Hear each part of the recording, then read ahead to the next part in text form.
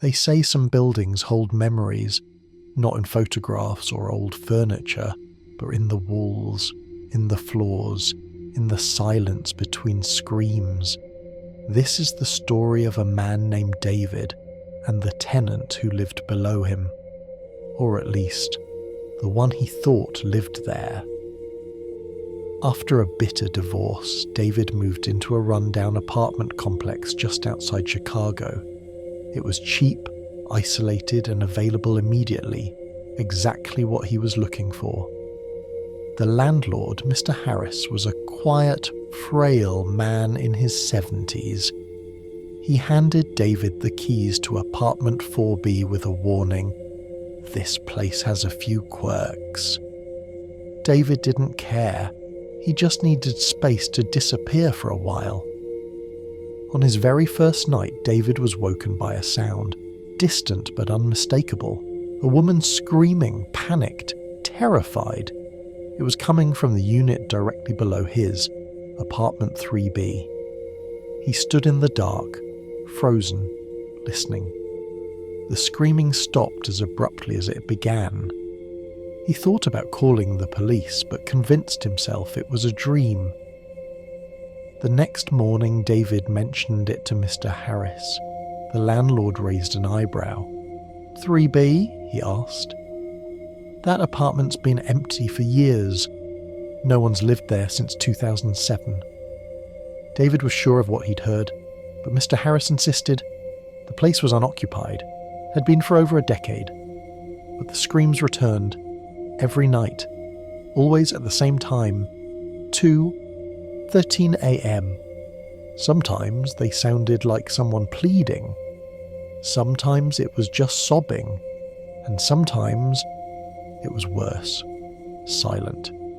Completely silent. Like the air itself was holding its breath. David called the police. They checked apartment 3B. Nothing. No signs of forced entry. No squatters. No electricity. Just a dusty, abandoned unit. The officers shrugged. Old buildings make strange noises. One night, David went down himself. The hallway was darker than usual. The light above 3B flickered. He approached the door. The paint was peeling. The number barely clung to the wood. He knocked. Nothing. He turned the knob. It opened. Inside, the air was stale, thick with the scent of mildew and something else. Something metallic. The furniture was covered in white sheets, and the silence was deafening. In the bedroom, he found deep scratch marks on the inside of the door, as if someone had tried to claw their way out. On a dusty nightstand sat a cassette tape. On the label, smeared in ink, "Play Me." Back upstairs, David found an old Walkman and hit play. The tape began with static. Then, a scream. A woman's voice, clearer than ever. Then a whisper.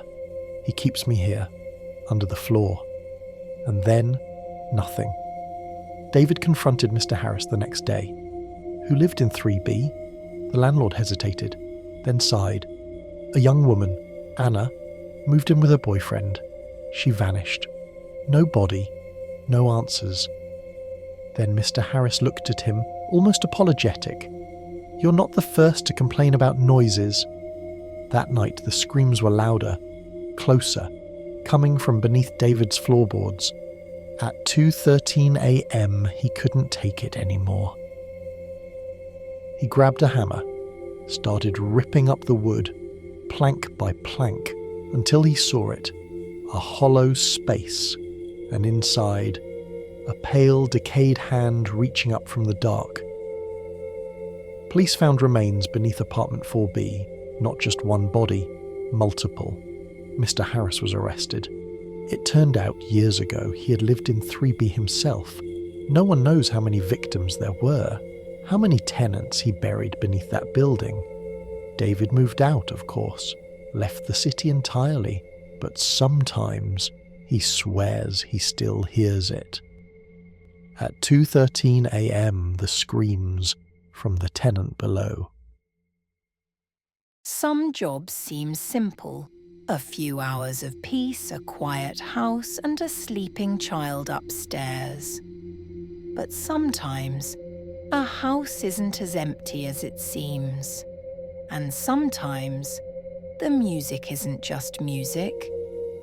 This is the story of the Babysitter's Playlist. It was a rainy Saturday night when Emily, 19, arrived at the Maxwell residence. She had babysat for them before. Sweet couple, quiet toddler, clean house in a calm neighborhood. "Help yourself to snacks," said Mrs. Maxwell, grabbing her coat. "The baby's already asleep. Should be an easy night." The couple left around 8 p.m. Emily settled on the couch with popcorn and her homework. At around 9, the Wi-Fi cut out. Bored, she started rummaging through the entertainment cabinet. That's when she found it. An old iPod Classic, scratched and heavy, buried under a stack of DVDs.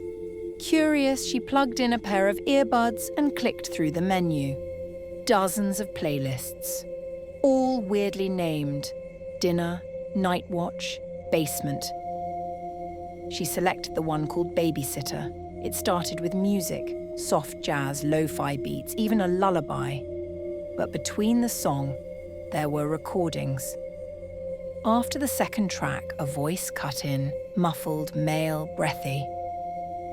"She's sitting on the couch now, looking for something to do." Emily pulled out the earbuds, frowning. She rewound, played it again. "She's sitting on the couch now." The voice was describing her. Exactly. She paused the playlist, listened for movement, nothing. Maybe it was some weird prank. She kept listening. Another song, then another recording. "She heard me. Took out the earbuds. She's nervous now." Emily sat up. Her heart began to race. This wasn't a prank. The next track was just silence and breathing. She skipped forward. "She's getting up, walking toward the stairs. Maybe I'll wait a little longer." She froze. She hadn't moved, not yet, but she had just thought about checking on the baby. Emily stood slowly and looked around. The house was quiet, too quiet. She tiptoed to the stairs and looked up. Nothing. Then she looked down the hallway toward the back door. Still nothing. She clicked ahead on the iPod. "She's by the stairs. Doesn't know I'm watching from the hallway mirror." Emily turned slowly. At the end of the hallway, a long antique mirror, but no one was in it. At least not at first glance. Then, something moved, just behind her. Emily ran to the baby's room.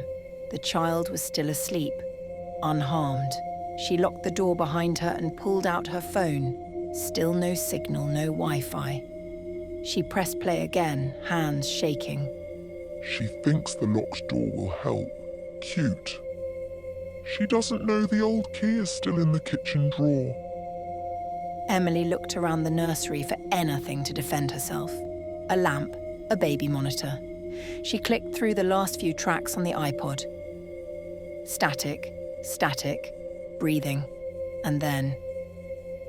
"She's listening right now. This is the last track. When it ends..." Silence. Total silence. The progress bar moved. 10 seconds left. 9, 8, 7.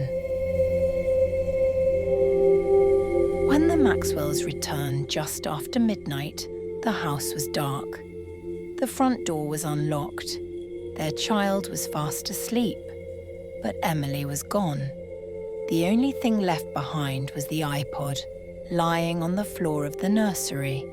They gave it to the police, but when investigators tried to listen to it, there were no playlists, no voice recordings.